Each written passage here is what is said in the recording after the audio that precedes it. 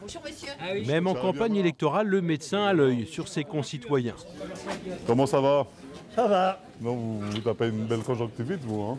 Elefthérios Benas, le maire sortant de Loudun, est bien décidé à briguer un deuxième mandat, malgré les remous politiques de ces dernières années. Particularité de sa candidature, il repart avec une équipe très renouvelée. Nous avons effectivement 20 personnes nouveaux, avec une approche neuve, avec une vision différente peut-être des choses. Donc à la fois on allie l'expérience et quelque part le dynamisme de nouveau, parce qu'ils ne sont pas usés par l'exercice d'un mandat. À Loudun, petite commune de moins de 7000 habitants située au nord-est de la Vienne, l'engagement en politique userait-il les élus? Depuis 1999 et les 40 ans de mandat de René Monory, aucun maire n'a réussi à se faire réélire.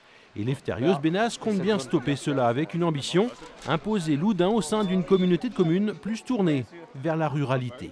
On a souffert dans ces relations compliquées avec la campagne, avec une communauté où il y a des tiraillements entre la ville et la communauté. Aujourd'hui, je pense qu'il faut aussi laisser la ville quelque part travailler avec les autres, mais en imposant un peu sa centralité.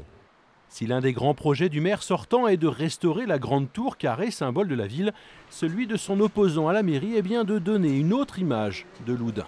Il y a eu une démission de 5 adjoints, une démission ou éviction. Il y a eu 2 ou 3 conseillers municipaux qui ont démissionné. Donc, si vous voulez, les conséquences de tout ça, c'était une ambiance délétère. Et donc, Loudun ne mérite pas ça.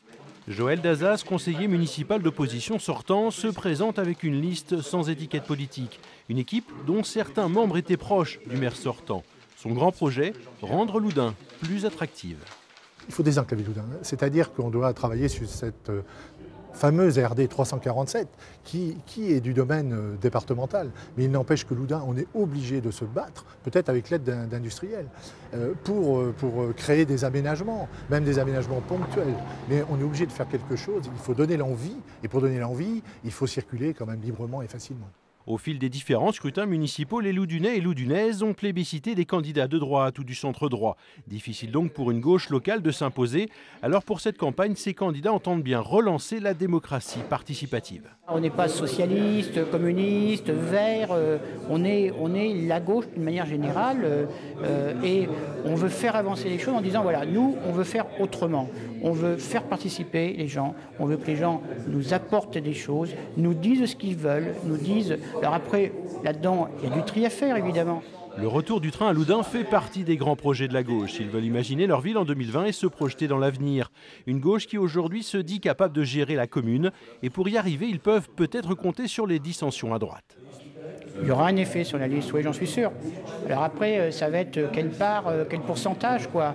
Mais je crois qu'il y a des gens qui aujourd'hui sont d'un centre droit, quoi, et qui en ont marre de ce qui s'est passé depuis 6 ans, quoi, et qui ont envie d'avoir autre chose, une autre vision, une autre réputation de la ville. Le natif de Loudun, Théophraste Renaudot, fondateur de la presse écrite, aurait certainement beaucoup écrit dans sa gazette sur cette élection municipale. Une élection qui, en ces temps politiques agités, comporte une inconnue, la participation. En 2008, à Loudun, plus de 2 électeurs sur 3 s'étaient déplacés.